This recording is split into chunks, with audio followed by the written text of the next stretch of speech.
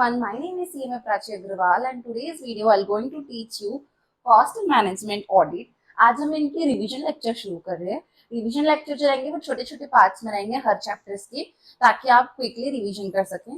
And इसके साथ ही साथ मैं सारी video free of cost YouTube पे अपलोड कर दूंगी। अगर आपको मेरे नोट्स चाहिए तो वो आप हमारे ऐप में जाके देख सकते हैं। चलो वीडियो को स्टार्ट करते हैं। Let's get started. सबसे पहले मैं आपको बताना चाहूंगी कि हम लोग वेटेज बता देती हूँ। मैं पहले सिलेबस का कंटेंट बता देती हूँ क्या क्या है, एंड देन उसके हिसाब से अपन स्टार्ट करेंगे। तो फर्स्ट ऑफ ऑल ये हमारा फर्स्ट पेज है अपनी इंस्टीट्यूट की मैथ का, जो कि आपको पता ही होगा।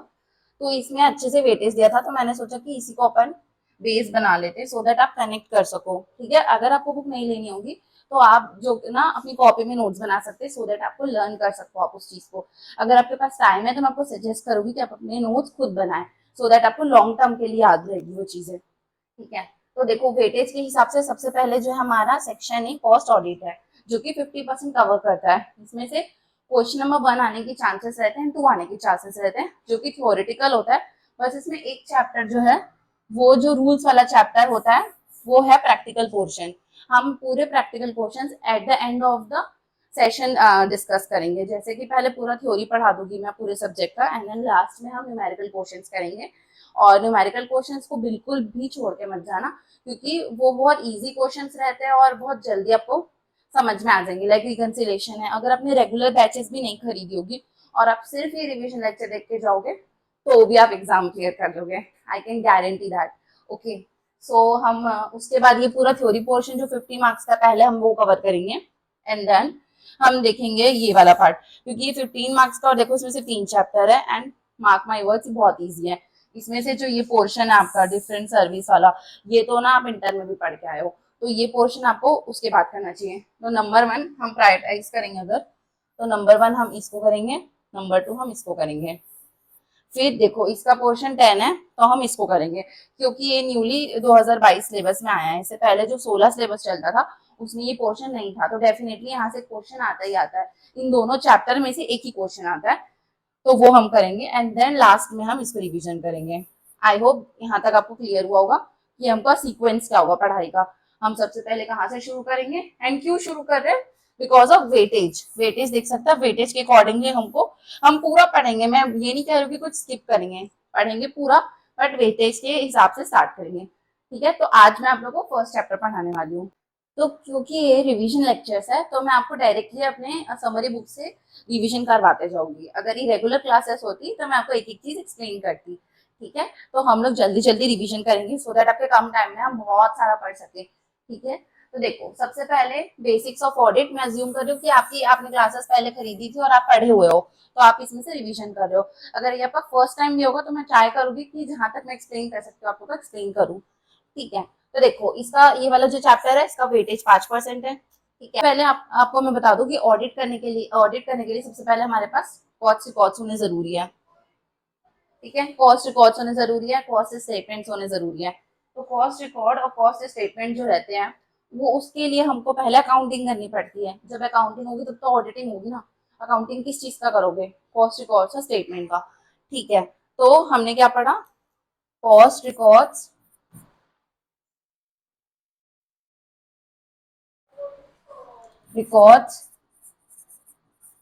Statements. Cost records and statement का सबसे पहले हम क्या करते हैं, हम मतलब कंपनी क्या करती है, अकाउंट्स बनाती है। अकाउंट्स बनाने के बाद ऑडिटर क्या करता है, उसको ऑडिट करता है। ठीक है, तो हम क्या पढ़ रहे हैं? कॉस्ट ऑडिट पढ़ रहे हैं। तो सबसे पहले हम लोग को पढ़ना है व्हाट इज कॉस्ट अकाउंटिंग। जब तक आपको कॉस्ट अकाउंटिंग समझ में नहीं आएगा, कॉस्ट ऑडिटिंग कैसे समझोगे? तो देखो कॉस्ट अकाउंटिंग क्या होता है, ये एक प्रोसेस होता है जिसमें हम क्या करते हैं, क्लासीफाई करते हैं, आइडेंटिफाई करते हैं, मेजर करते हैं। ठीक है, तो देखो डेफिनेशन में भी लिखा है process of identification, classification, measurement. किस चीज का करेंगे मैम? कॉस्ट का करेंगे ना। जितनी टाइप के कॉस्ट है उसको हम कैसे प्रिपेयर कर रहे हैं, प्रेजेंट कर रहे हैं, कॉस्ट रिकॉर्ड्स को, स्टेटमेंट्स को। ठीक है, और ये किसकी जिम्मेदारी? अभी मैंने क्या बोला था, अकाउंट्स बनाना किसकी जिम्मेदारी होती है? मैनेजमेंट की जिम्मेदारी होती है। तो मैनेजमेंट करेगा ये चीज को। ठीक है, और वो किस चीज को अप्लाई करेगा मैम? क्या दिमाग पे रहेगा उसको ध्यान ये रहेगा कि उसको क्या करना है, अकाउंटिंग स्टैंडर्ड्स को फॉलो करना है। जैसे कि कॉस्ट अकाउंटिंग स्टैंडर्ड्स होते हैं, जिसको देख के अकाउंट्स बनाते हैं, अकाउंट्स का स्टेटमेंट्स बनाते हैं। तो उस चीज को मैनेजमेंट ध्यान रख के क्या बनाएगा, स्टेटमेंट्स बनाएगा। स्टेटमेंट को फिर अकाउंट्स बना के हम उसको ऑडिट करवाएंगे ऑडिटर से, ठीक है। तो अकाउंटिंग स्टैंडर्ड के गाइडलाइंस है जो कंपनी फॉलो करती है, मैनेजमेंट फॉलो करती है, for what, for for preparation of cost records, so that हम ऑडिटर से क्या करवा सके, ऑडिट करवा सके। तो कॉस्ट अकाउंटिंग क्या है, एक प्रोसेस है जिसमें हम क्या करते हैं, हम समराइज करते हैं रिकॉर्ड्स को। कौन करता है, मैनेजमेंट का काम है रिकॉर्ड्स बनाना। तो मैनेजमेंट क्या करता है, समराइज करके हमको रिकॉर्ड्स देता है। किसको देता है, ऑडिटर को देता है, सो दैट वो क्या कर सके, ऑडिटिंग कर सके। अब हम पढ़ेंगे ऑडिटिंग क्या होता है, ठीक है। तो देखो, cost audit is independent examination. ये क्या होती है, इंडिपेंडेंट एग्जामिनेशन होती है। Cost audit is independent examination of financial statements, records and other related documents of what. हम क्या पढ़ रहे हैं, कॉस्ट ऑडिटिंग पढ़ रहे हैं ना, तो कॉस्ट रिकॉर्ड्स को ही करेगा ना। अभी मैनेजमेंट हमको क्या बना के दिया, कॉस्ट रिकॉर्ड्स बना के दिया। तो कंपनी जो है वो हमको, मैनेजमेंट जो है वो हमको क्या बना के दी, कॉस्ट रिकॉर्ड्स बना के दी। अब हम जो ऑडिटर है वो क्या करेंगे, ऑडिटिंग करेंगे कॉस्ट रिकॉर्ड्स को। और हमारा विजन क्या रहेगा कि हम इंडिपेंडेंट व्यू दे अपना, क्योंकि हमारे पास वो आई क्यों है, ताकि उसको इंडिपेंडेंट व्यू मिल सके। बाकी जो हमारे स्टेक होल्डर्स होते हैं, स्टेक होल्डर्स होते हैं, स्टेक होल्डर्स जो होते हैं हमारे, वो कौन होते हैं, पिछली क्लास में मतलब रेगुलर बैचेस में मैंने आपको बताया था। इम्प्लॉयज होते हैं, इन्वेस्टर्स होते हैं, गवर्नमेंट होती है, ठीक है। इन लोग जो होते हैं इनको क्या चाहिए रहता है, ये सोचते हैं कि कंपनी जो है वो कहीं फ्रॉड ना कर दे, कहीं अपने पहचान के आदमी से काम ना करवा ले, जिससे क्या होगा, फ्रॉड हो जाएगा। तो उनको ट्रस्ट नहीं होता आपके ऊपर, उनको क्या नहीं होता, उनको ट्रस्ट नहीं होता। किसके ऊपर नहीं होता, मैनेजमेंट के ऊपर ट्रस्ट नहीं होता। उस वजह से हम क्या करवाते हैं, ऑडिटिंग करवाते हैं। किससे करवाते हैं, इंडिपेंडेंट व्यक्ति से करवाते हैं, ठीक है। तो अभी तक हमने क्या पढ़ा, कॉस्ट अकाउंटिंग क्या होता है, रिकॉर्ड स्टेटमेंट्स होता है जो कंपनी बनाती है, क्या फॉलो करती है उस समय, कॉस्ट अकाउंटिंग स्टैंडर्ड्स फॉलो करती है। अब वो बना के किसको देती है, ऑडिटर को देती है। ऑडिटर क्या क्या होता है, इंडिपेंडेंट व्यक्ति होता है, वो क्या करता है, ऑडिटिंग करता है। इंडिपेंडेंट क्या करता है, एग्जामिनेशन करता है। किस चीज का, फाइनेंशियल रिकॉर्ड्स नहीं, cost records, cost record statement and other documents का, ठीक है। सो दैट वो क्या दे सके, अपना ट्रू एंड फेयर व्यू, ठीक है। एक्सप्रेस ओपिनियन, वो अपनी ओपिनियन दे सके कि ये जो आपने जो भी डेटा दिया है, स्टेटमेंट दिया है, रिकॉर्ड्स दिया, अदर रिलेटेड डॉक्यूमेंट दिया है, वो क्या है, वो बायस नहीं है, वो गलत नहीं है, वो सही है, ठीक है। यहाँ तक क्लियर हुआ। अब हम, अब आप पूछेंगे मैम कॉस्ट अकाउंटिंग स्टैंडर्ड्स क्या होता है, ये बताइए ना। मैं बताती हूँ, देखो, जो हमारा कॉस्ट ऑडिटिंग स्टैंडर्ड्स होता है, अकाउंटिंग और ऑडिटिंग दो टर्म्स होते हैं। अभी मैंने आपको एक्सप्लेन किया था, अकाउंटिंग मैनेजमेंट की जिम्मेदारी होती है जिसमें हम रिकॉर्ड्स को बनाते हैं। ऑडिटिंग का मतलब क्या होता है, चेक करना, उसको चेक करते हैं। तो हम क्या पढ़ रहे हैं, अभी इसका स्टैंडर्ड पढ़ रहे हैं, ठीक है। यहाँ तक क्लियर हुआ। हम क्या पढ़ रहे हैं, कॉस्ट ऑडिटिंग स्टैंडर्ड्स। वो हमको क्या गाइड करती है, जब एक ऑडिटर है, आप ऑडिटर हो, मैं एक ऑडिटर हूँ, हम सीएमए बन गए, ठीक है। हम जब ऑडिटिंग करेंगे तो हमारे दिमाग में क्या होना चाहिए, अभी पढ़ते हो क्या होना चाहिए। देखो, जब भी हम ऑडिटिंग करते हैं उस समय, उस प्रोसेस में हमको ये ध्यान रखना पड़ेगा कि ऑडिट जो प्रोसीजर्स हम आगे पढ़ेंगे, ऑडिट प्रोसीजर्स क्या होते हैं, वो ऑडिट प्रोसीजर लगा रहे कि नहीं लगा रहे हम, ठीक है। हमारी जो कॉस्ट ऑडिटर, जो हम कॉस्ट ऑडिटर है, ये क्या है, हम है, हमारी ये क्या है, रिस्पॉन्सिबिलिटी है। कॉस्ट ऑडिटिंग हमारी एक रिस्पॉन्सिबिलिटी है, ये हमारा काम है, हमारी जिम्मेदारी है, ठीक है। और हमको क्या प्रेजेंट करना होता है, कॉस्ट रिपोर्ट। हम क्या प्रेजेंट करेंगे, कॉस्ट रिपोर्ट। तो हम क्या फॉलो करते हैं, auditing statements, sorry, auditing standards, and फिर उसके बाद हम क्या, ठीक है। तो अब हम पढ़ते हैं कॉस्ट ऑडिटिंग की क्या होते हैं, स्कोप। स्कोप मतलब क्या होता है मैम, स्कोप मतलब होता है एरिया। हमारा कॉस्ट ऑडिट का एरिया क्या है, ठीक है। तो देखो, एरिया क्या हमारे कॉस्ट ऑडिट का, फर्स्ट है कंट्रोल और एलिमेंट वाइज कॉस्टिंग। जितनी भी एलिमेंट वाइज कॉस्टिंग होती है उस पर हमारा ध्यान ले जाना, ये कॉस्ट ऑडिटिंग का काम होता है, ठीक है। कॉस्ट ऑडिट में का एरिया होता है, ठीक है। Help in determination sale price, margin. किसी भी चीज का सेल प्राइस क्या होगा, कॉस्ट ऑडिट का जन्म ही इसी वजह था। कॉस्ट ऑडिट जो थी उसका जन्म कैसे हुआ था कि सीमेंट का प्राइस डिटरमाइन नहीं कर पा रहे थे हम लोग, तो फिर कॉस्ट ऑडिट का जन्म हुआ था। कॉस्ट ऑडिट से हमको पता चला कि ओके, ये रिकॉर्ड्स है, मतलब ये इतनी कॉस्ट आ रही है, मार्केट में इतना सेल प्राइस होना चाहिए, इसमें हमारा इतना मार्जिन होना चाहिए। ये सब कौन डिसाइड करता है, कॉस्ट ऑडिटर डिसाइड करता है। हम एक जिम्मेदार व्यक्ति हैं, हम डिसाइड करते हैं इसको कि किस चीज का क्या प्राइस होना चाहिए, ठीक है। तो हम एलिमेंट वाइज कॉस्ट निकालेंगे पहले, फिर सेल प्राइस और मार्जिन डिसाइड करेंगे। देन फिर हम मैनेजमेंट को असिस्ट कर सकते हैं डिसीजन मेकिंग में। मतलब आप एक सीएफओ बन सकते हो किसी कंपनी के, आप मैनेजमेंट को बता सकते हो कि क्या डिसीजन लेने चाहिए बेटर कंपनी की ग्रोथ के लिए, better expansion and scale up के लिए, ठीक है। देन आप क्या कर सकते हो, necessity and result for each of the activity performed, setting the standard and budgetary control. आप क्या कर सकते हो, अपन क्या पढ़ते हैं ऑडिटिंग में, अपन कॉस्टिंग में क्या पढ़ते हैं, हम बजटरी कॉस्टिंग पढ़ते हैं, स्टैंडर्ड कॉस्टिंग पढ़ते हैं। तो वो अपन कंट्रोल करना भी सीखते हैं ना, कि क्या हमने एस्टिमेट किया था क्या असली में हो गया। तो ये जो चीज अपन पढ़ते हैं वो चीज भी आप अप्लाई कर सकते हो कॉस्ट ऑडिटिंग करते वक्त। फिर मिनिमाइजिंग द वेस्टेज, जो भी वेस्टेज हो रहा है वो कम कर सकते हैं। तो ये हमारा एरिया है। हमने क्या क्या पढ़ा अभी तक हमने पढ़ा कि हम क्या कर सकते हैं, एलिमेंट वाइज कॉस्टिंग निकाल सकते हैं, सेल्स निकाल सकते हैं, मार्जिन निकाल सकते हैं, वेस्टेज निकाल सकते हैं, असिस्ट कर सकते हैं मैनेजमेंट को in decision making power. Okay, हमने 5 पॉइंट्स पढ़े अभी तक। And then inventory valuation and overall improvement in entity. अगर आप किसी कंपनी का वेस्टेज बचा दोगे, सेल पर सही निकाल दोगे, तो ओवरऑल जो रिसोर्स हैगा वो तो अपना मैक्सिमाइज हो गया ना। ओवरऑल यूटिलाइजेशन ऑफ रिसोर्सेज तो हो ही गए ना, ऑप्टिमम यूटिलाइजेशन ऑफ रिसोर्सेज। तो ये पॉइंट क्या कहता है कि हम एक बिजनेस का ऑप्टिमम यूटिलाइजेशन कर सकते हैं। क्यों मैम, क्यों करना है? देखो, जो भी रिसोर्सेज इस दुनिया में वो सब लिमिटेड होते हैं, कोई भी चीज अनलिमिटेड नहीं होती। अगर आप लिमिटेड चीजों को अच्छे से इस्तेमाल करना सीख जाओ, वही बेस्ट हो सकता है। तो आप उस चीज के लिए हेल्प कर सकते हो मैनेजमेंट को, ठीक है। और इन्वेंट्री वैल्यूएशन, अपन इन्वेंट्री वैल्यूएशन पढ़ते हैं अपने सब्जेक्ट में। इन्वेंट्री वैल्यूएशन में लीफो मानना है, फीफो मानना है, वेटेड एवरेज मानना है, किस तरीके से इन्वेंट्री आएगी, किस तरीके से प्राइसिंग होगी, ये सब कौन डिसाइड करेगा? ये सब हम डिसाइड करेंगे। अब हम पढ़ेंगे genesis of cost audit. Cost audit कैसे आया, कॉस्ट ऑडिट का जन्म कैसे हुआ, ठीक है। तो देखो, प्री इंडिपेंडेंस कैसे करते थे अपन कैलकुलेट। मैम अगर ऑडिटिंग नहीं थी, जब कॉस्ट ऑडिटिंग नहीं थी, तो क्या करते थे? कुछ नहीं करते थे। 100 रुपए का सामान है, कॉस्ट है, हमको कितना कमाना है? 10 रुपए है, तो कितना हो गया? 110 रुपए, 110 में बेच दो, कॉस्ट प्लस। ये मेथड यूज करते थे जब हम कॉस्ट ऑडिटिंग हमारी लाइफ में नहीं थी तो, ठीक है। फिर वर्ल्ड वॉर 2 आया, जिसमें क्या हुआ, हमने कॉस्ट ऑडिट का इस्तेमाल सीखा। एंड देन उसके बाद 1944 में हमने कॉस्ट एंड वर्क्स इंस्टीट्यूट बनाया, ठीक है। अपना जो इंस्टीट्यूट है ना, वो कब बना था? 1944 में बना था। देन 1959 में क्या हुआ, इसको स्टैट्यूटरी बॉडी बना दिया गया। स्टैट्यूटरी बॉडी मतलब कंपल्सरी बना दिया गया, ठीक है। अभी एग्जाम के लिए हम लोग को ये जरूरी है पढ़ना, ये वाले जो आपको ये है ना एमसीक्यूज में आ सकता है, और इसको लर्न कर लेते हैं।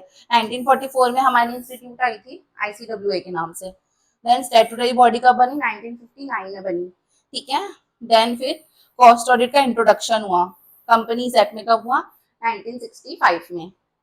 देन 2008 में क्या हुआ, एक्सपर्ट ग्रुप जो था वो बताया कि कॉस्ट ऑडिट की क्या एग्जिस्टेंस है।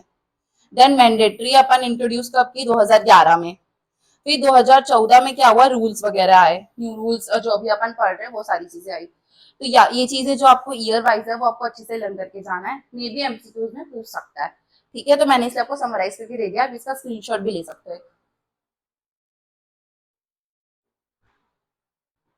देन अपन पढ़ते हैं आगे, ऑब्जेक्टिव्स ऑफ ऑडिट। ऑडिट की क्या ऑब्जेक्टिव्स होते हैं, ये क्वेश्चन हमेशा आता है, मोस्ट ऑफ द टाइम पूछता है और बहुत इंपॉर्टेंट है।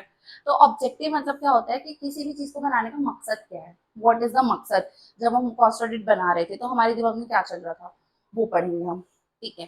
तो हम इसलिए बनाए थे ताकि हम क्या कर सकते हैं, वेरिफिकेशन कर सके कॉस्ट अकाउंट्स को with a view they have been properly maintain. मतलब हम वेरीफाई कर सके किसी भी चीज को कि जो हमने बनाया है वो सही है कि नहीं है। ये दोनों चीज को जो वेरीफाई करेंगे वो चीज अपन कॉस्ट ऑडिट में सीखते हैं।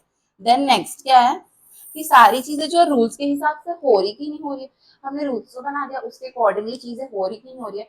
अब आप सोचो, आप अपना टेस्ट लेते हो तो आपको कैसे पता चलता है कि आप 60 मार्क्स ला सकते हो कि नहीं ला सकते हो किसी भी सब्जेक्ट में?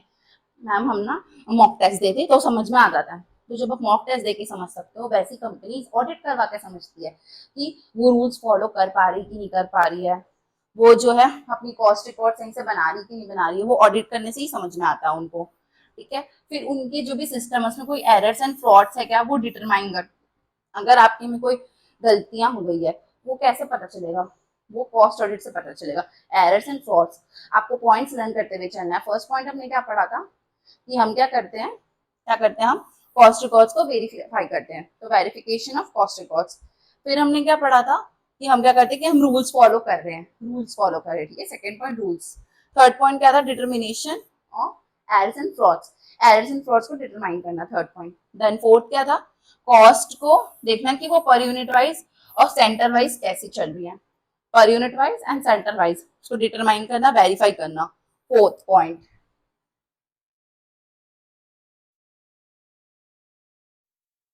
देन अभी हमने पढ़ा था inventory valuation fixation of price, जो ऊपर पढ़ा था वही इसमें भी आ जाएगा। देखो inventory valuation fixation of price, अब हम लोग जो अकाउंट्स डिपार्टमेंट वाले जो चीजें बनाते हैं, हम जो बना रहे कॉस्ट वाले, उन दोनों को रिकनसाइल भी तो करना पड़ेगा ना, तो reconciliation between cost and financial data. फिर मैं अभी बताया कि ऑप्टिमम यूटिलाइजेशन ऑफ रिसोर्सेज, तो वही पॉइंट है, आप सेम पॉइंट 3-4 ऊपर वाले भी यहाँ लिख सकते हो, ऑप्टिमम यूटिलाइजेशन ऑफ रिसोर्सेज, ठीक है।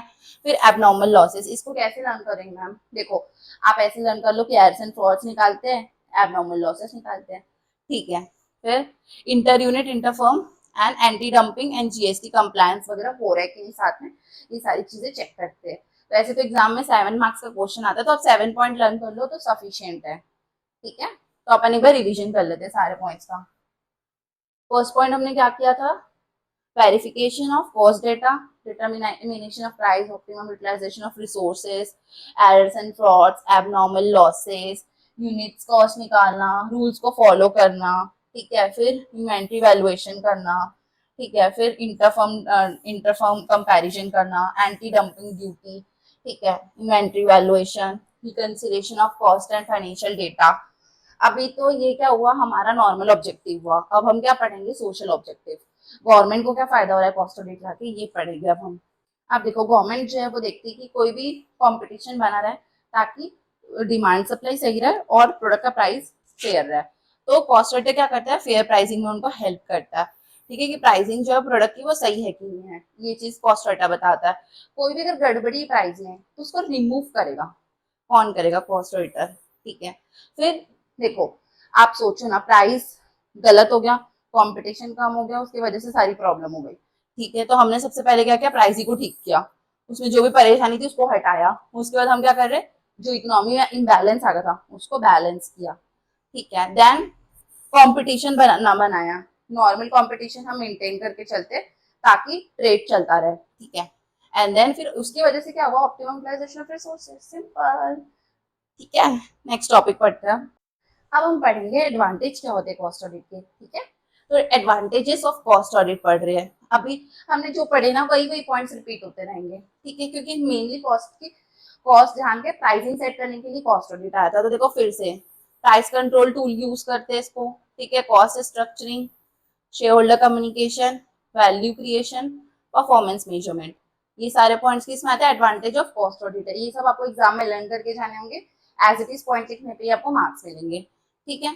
फिर एक्सपर्ट कमेटी ने क्या बताया कि ये कॉस्ट की इंफॉर्मेशन जो रहती है हम शेयर होल्डर को दे पाते हैं, क्योंकि देखो यार कंपनी जो है ना शेयर होल्डर के साथ इंफॉर्मेशन शेयर नहीं करती, और शेयर होल्डर क्या है, ओनर ऑफ द कंपनी, उनको सब पता होना चाहिए। कॉस्ट ऑडिट के माध्यम से शेयर होल्डर को पता चल जाता है कि किसी भी प्रोडक्ट की कॉस्ट क्या है, फिर उसी हिसाब से वो प्रॉपर डिसीजन ले पाता है। उसी हिसाब से अपन क्या कर सकते हैं, परफॉर्मेंस इवेल्युएशन कर सकते हैं। वैल्यू चेन क्या होती है, सबसे पहले कोई प्रोडक्ट क्या होता है, वेयर हाउस में रहता है, वहां से फैक्ट्री में आता है, फैक्ट्री से मैन्युफैक्चरिंग होता है, डिस्ट्रीब्यूट होता है, ये सब क्या होती है, वैल्यू चेन होती है, ठीक है। तो यूजफुल वैल्यू चेन के बारे में हमको पता चलता है, कस्टमर प्रॉफिटेबिलिटी के बारे में पता चलता है। कॉस्ट ऑडिट से हमको क्या क्या पता चला, शेयर होल्डर को हम कम्युनिकेट कर सकते हैं कॉस्ट की इन्फॉर्मेशन, परफॉर्मेंस इवेल्युएशन कर सकते हैं, वैल्यू चेन के बारे में बताएंगे, एंड कस्टमर प्रॉफिटेबिलिटी हम बताएंगे कि रिसोर्स कैसे यूज करें, optimum utilization of resources same to same, and then हमारा प्रोडक्ट मिक्स क्या है, मतलब हम सीमेंट बनाते हैं, मैगी बनाते हैं, बिस्किट बनाते हैं, क्या बनाते हैं, कितने परसेंटेज में बनाते हैं, 35% ये बना रहे, 25% वो बना रहे, 50% ये बना रहे, ये सारी चीज की वाफिकेशन डिटेल विद कॉस्ट डिटेल्स, ये सब कौन बताएगा, कॉस्ट ऑडिटर बताएगा। इससे क्या होगा, हम ट्रू एंड फेयर व्यू दे सकते हैं, जो भी हमारी वेस्टेज है उसको कम कर सकते हैं, और गवर्नमेंट जो है वो हमको हेल्प करती है टैक्सेशन पॉलिसीज में, ठीक है। अब लास्ट टॉपिक हम पढ़ते हैं आज का, जो कि है कॉस्ट अकाउंटिंग स्टैंडर्ड्स, ठीक है। अभी हमने पढ़ा था ऊपर ऑडिटिंग स्टैंडर्ड, अब हम अकाउंटिंग स्टैंडर्ड पढ़ रहे हैं, ठीक है। तो कॉस्ट अकाउंटिंग स्टैंडर्ड्स क्या होते हैं, कॉस्ट अकाउंटिंग बोर्ड जो है, देखो हर कोई किसी ना किसी चीज को बनाया होता है ना, तो हर की बोर्ड होती है, तो इसकी कौन बोर्ड है, कॉस्ट अकाउंटिंग स्टैंडर्ड की बोर्ड है कॉस्ट अकाउंटिंग स्टैंडर्ड बोर्ड, जो कि है ICMAI। ओके, ठीक है। हमारे इंस्टीट्यूट ने एक बोर्ड को जन्म दिया एंड जो बोर्ड है उसने बनाया कॉस्ट अकाउंटिंग स्टैंडर्ड्स। ठीक है, ये हमको क्या प्रोवाइड करेंगे, एक यूनिफॉर्मिटी, कंसिस्टेंसी, बताएंगे कि हम कैसे काम करें, ठीक है, सही से काम कैसे कर सकते हैं। मेनली किसके लिए होती है हमारी इंडस्ट्री, मेनली मैन्युफैक्चरिंग के लिए होती है, क्योंकि अभी तक हमने जो भी पॉइंट्स पढ़े, optimum utilization of resources, range set करना, प्राइस सेट करना, इन्वेंट्री मैनेज करना, प्रोडक्ट मिक्स देखना, ये सारे पॉइंट्स किसमें मेनली देखे जाते हैं, मैन्युफैक्चरिंग में। तो ये मेनली मैन्युफैक्चरिंग के ऊपर फोकस करती हैं। ये गाइडेंस देती है, किसको देगी मैम, जो भी यूजर्स रहेंगे उनको देंगी, गवर्नमेंट रेगुलेटर है जो, और एकेडमिक्स जैसे अपन पढ़ रहे हैं, तो हम तीन लोगों को ये इन्फॉर्मेशन प्रोवाइड करती है। किसको किसको, यूजर्स को, रेगुलेटर को, और एकेडमिक्स वालों को। ठीक है, ये लीगल रिक्वायरमेंट में भी काम आती है, कंप्लायंस वगैरह करने में, और ये सपोर्ट करती है ताकि हम कॉस्ट स्टेटमेंट सही बना सके। जब हम cost statement, records, other document सही बनाएंगे तभी तो हम ऑडिटिंग सही करेंगे। आई होप गाइज आपको यहाँ तक समझ में आया होगा, वीडियो अच्छी लगी होगी। अगर वीडियो अच्छी लगी तो please like, share and subscribe with your all friends, and don't forget to press bell icon. Notes के लिए आप हमारा ऐप डाउनलोड कर सकते हैं, उसमें आपको नोट्स फ्रीली अवेलेबल होंगे। Thank you so much for watching this video. Bye guys.